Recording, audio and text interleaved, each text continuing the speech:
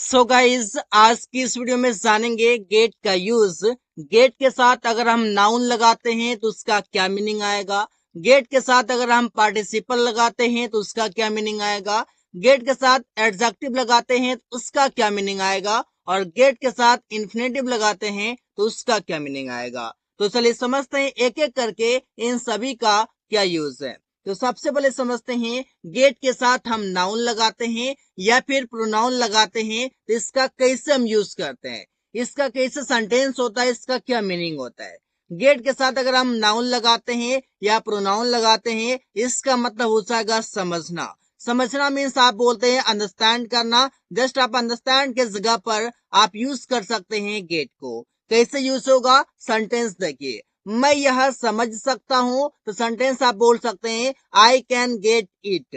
I can get it, यहाँ पर जो गेट लिखा हुआ है इसका मतलब हो रहा है समझना। इसी प्रकार से आप सेंटेंस बनाते हैं क्या तुमने समझा तो सेंटेंस बनेगा डिड यू गेट। क्या तुमने समझा तो सेंटेंस आप समझ पा रहे हैं कि डिड यू गेट मीन्स हो रहा है क्या तुमने समझा। इसी बार से मैंने इस चैप्टर को समझ गया या फिर मैं इस चैप्टर को समझ गया तो सेंटेंस बनेगा आई गोट, मैं समझ गया दिस चैप्टर, इस चैप्टर को। आप समझ पा रहे हैं कि आई गोट मीन्स समझ गया।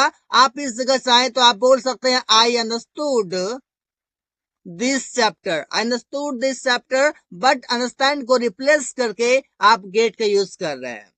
तुम समझने की कोशिश कर रहे हो, you are trying to get, you are trying, तुम कोशिश कर रहे हो, टू गेट समझने की। इसी प्रकार से आप कई सारे सेंटेंसेस बना सकते हैं। समझना मीन्स गेट।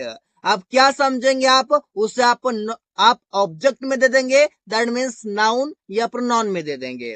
आगे समझते हैं कि गेट के बाद अगर आप नाउन या प्रोनाउन लगाते हैं इसका मतलब हो जाएगा प्राप्त करना। अब प्राप्त आप क्या करेंगे, कोई आप नाउन को ही करेंगे, कोई चीजों को करेंगे, तो इस पर से आप समझ पाएंगे कि आप प्राप्त जो भी चीजें करेंगे उसे आप नाउन या प्रोनाउन में ही लिखेंगे।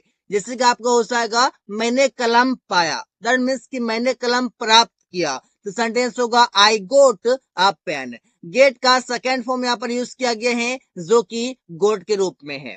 इससे बाहर से उसने अपना वेतन या फिर उसने अपना वेतन पाया, उसने अपना वेतन पाया तो सेंटेंस होगा ही गोट हिज सैलरी। ही गोट उसने पाया, हिज सैलरी अपना वेतन या सैलरी भी बोल सकते हैं।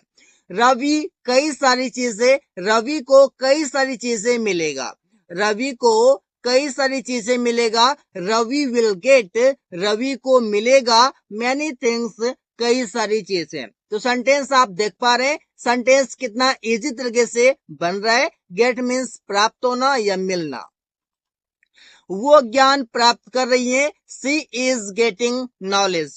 वो ज्ञान प्राप्त कर रही है, सी इज गेटिंग नॉलेज। आप इसी प्रकार से सेंटेंस को बना सकते हैं, सी इज गेटिंग नॉलेज इस पर से बनेगा। आगे हैं गेट के साथ अगर आप नाउन या प्रोनाउन लगाते हैं इसका मीनिंग हो जाएगा छुटकारा पाना। आप छुटकारा आप किसी चीजों से पाएंगे, किसी इंसान से पाएंगे, जिससे भी आप छुटकारा पाना चाहते हैं वो आप नाउन या प्रोनाउन में लिखेंगे और जो कि गेट के बाद आएगा।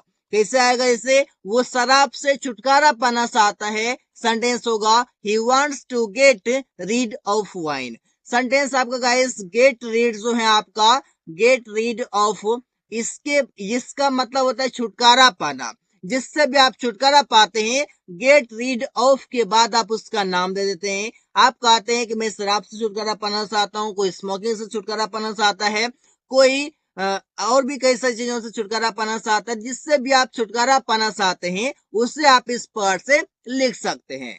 जैसे कि रमेश अपने समस्याओं से छुटकारा पाना चाहता है, Ramesh wants to get rid of his problems. Sentence आप देख रहे हैं Ramesh wants to get rid of his problems, Ramesh अपनी समस्याओं से छुटकारा पाना चाहता है। वो प्रिया से छुटकारा पाना चाहता है, सेंटेंस होगा he wants to get rid of Priya. He wants to get rid of Priya, वो प्रिया से छुटकारा पाना चाहता है। सेंटेंस काफी इजी है। मैं इस जॉब से छुटकारा पाना चाहता हूँ। I want to get rid of this job. I want to get rid of this job. आप यहाँ पर देख रहे हैं कि ये दिस जॉब, पीरिया, प्रॉब्लम्स, वाइन, ये सभी आपके नाउन की तरह काम कर रहे हैं, जो कि आपके गेट के बाद आ रहे हैं। I hope you are getting. आगे समझते हैं, गेट के बाद अगर आपका नाउन या प्रोनाउन आता है, इसका मतलब हो जाएगा लाना। लाना मीन्स आपका वो हो जाएगा जैसे कि आप लाएंगे, क्या लाएंगे भाई, तो कोई चीजें लाएंगे। तो आप यहाँ पर समझ पाएंगे मैं क्या ला सकता हूँ। तो गेट का यूज आप लाना के सेंस में भी करते हैं। जैसे कि आप बताते हैं कि मैं एक गिलास पानी लाने जा रहा हूँ, सेंटेंस होगा आई एम गोइंग, मैं जा रहा हूँ टू गेट, लाने। टू गेट मीन्स लाने।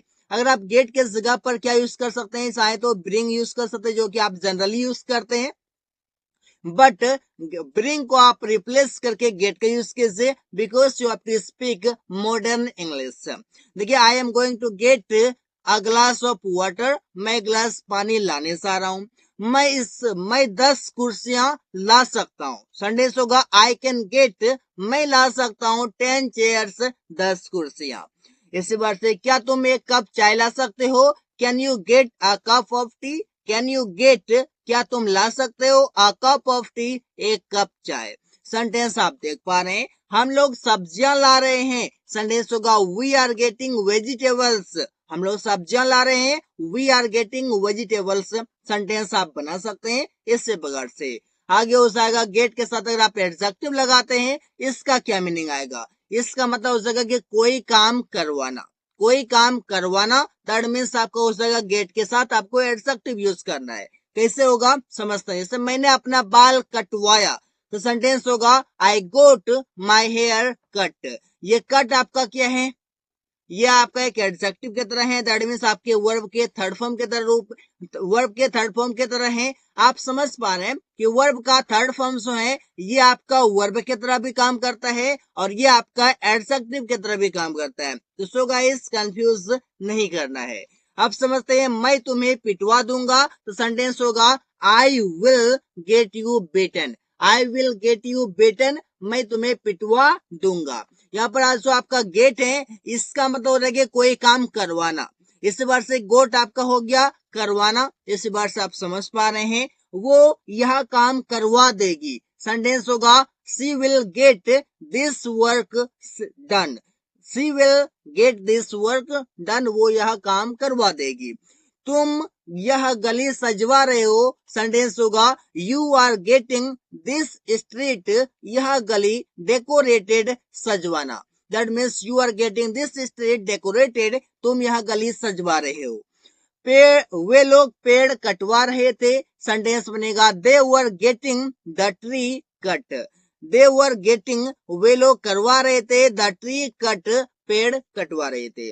इसी वर्ड से आप समझ पा रहे हैं, गेट में गेट के बाद एडजेक्टिव, तो दैट मीन्स होना का मीनिंग आएगा। अब कैसे होगा, जैसे कि वो पतली हो रही है, तो सेंटेंस होगा सी इज गेटिंग थिन।